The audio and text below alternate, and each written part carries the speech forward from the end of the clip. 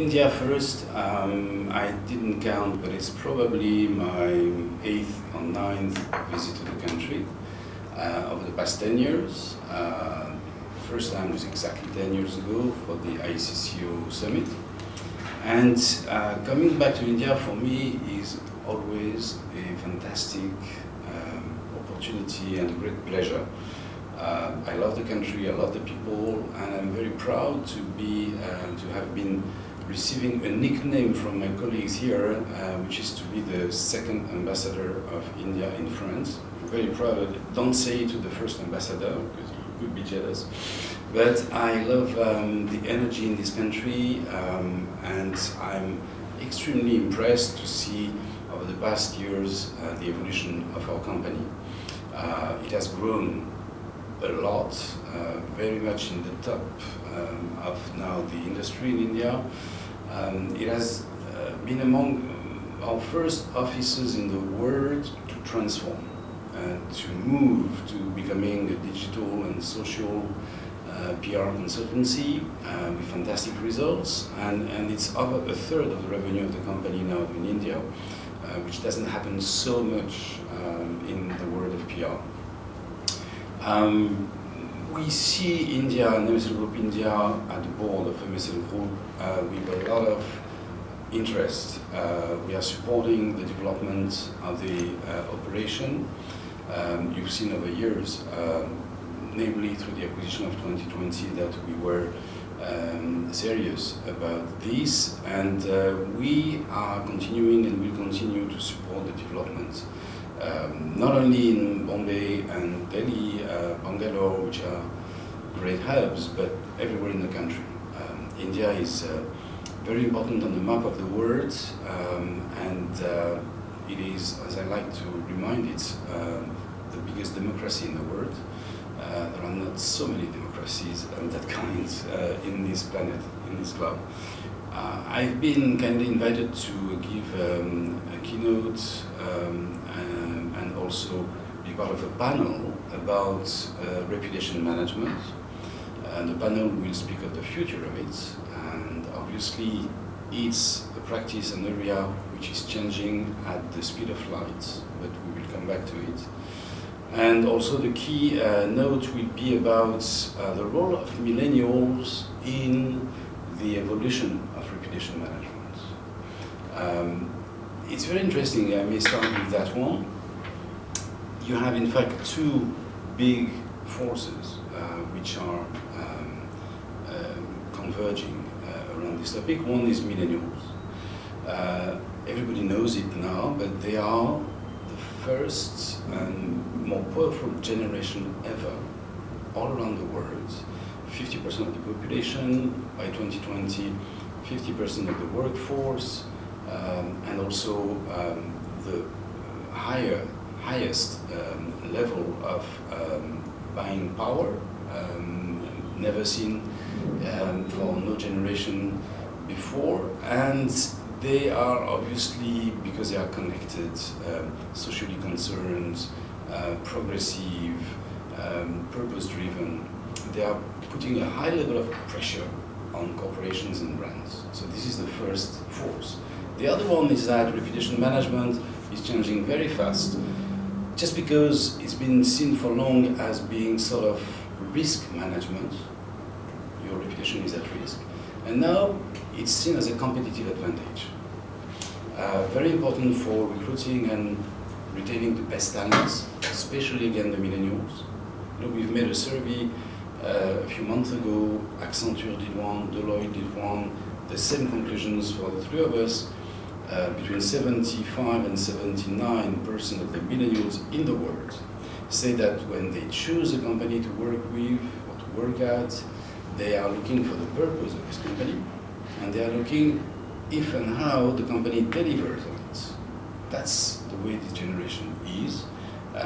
Far beyond the package and the rest, they want to live and work in a company which is making sense, which is making sense in the society beyond the bottom line, and which is delivering on this purpose. So that's very interesting. Millennials are consumers, again with a very high level of buying power, and we all know, and you who are millennials can confirm it, that you are scrutinizing the brand behind the product, the company behind the brand. Is it socially responsible?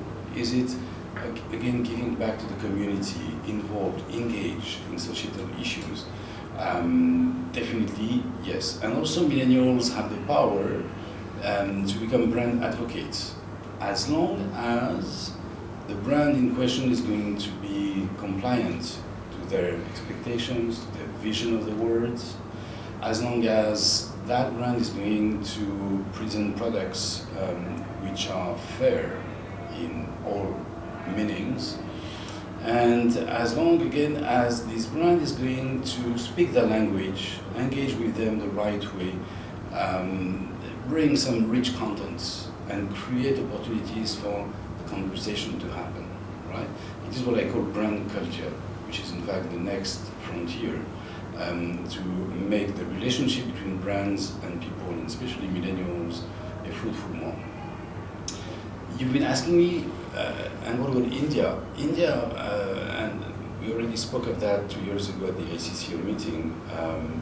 India is really leading the dance in the world, in my view, when it comes to connecting or reconnecting millennials and businesses.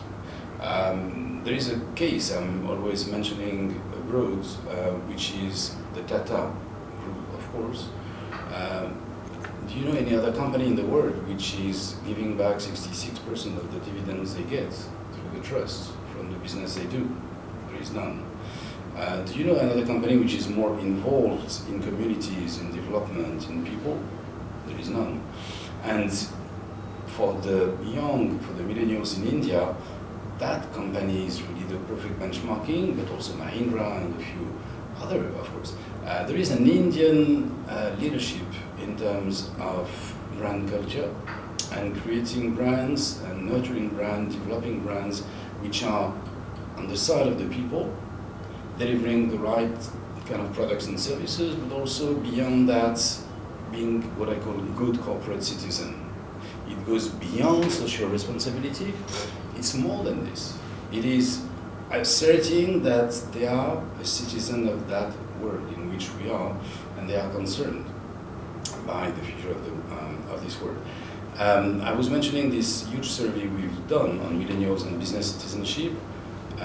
It was very interesting in 3 ways, and so Indian in the 3 ways. First thing, the vast majority of the millennials in the world, they say that we are facing big issues: climate change, sustainability, poverty, gender equity, and many more, and that the role of businesses today is to address these issues. Government should, people do, but businesses should be at the center of it, which is very new, because the previous generation was like more judgmental with businesses.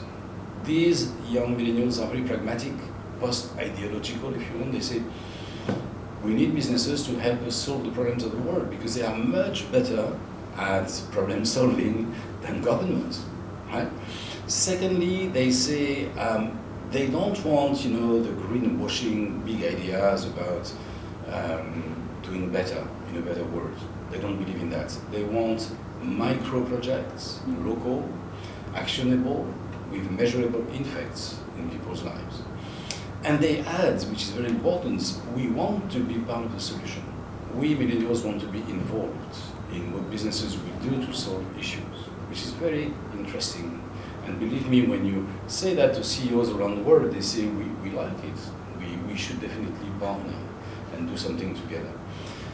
And then the third thing that millennials say around the world is that when businesses are taking part of the load, working to solve issues, including millennials in the thinking and in the doing, then they become much more than just businesses. They become partners, places to work at, brands and products that you are really considering differently.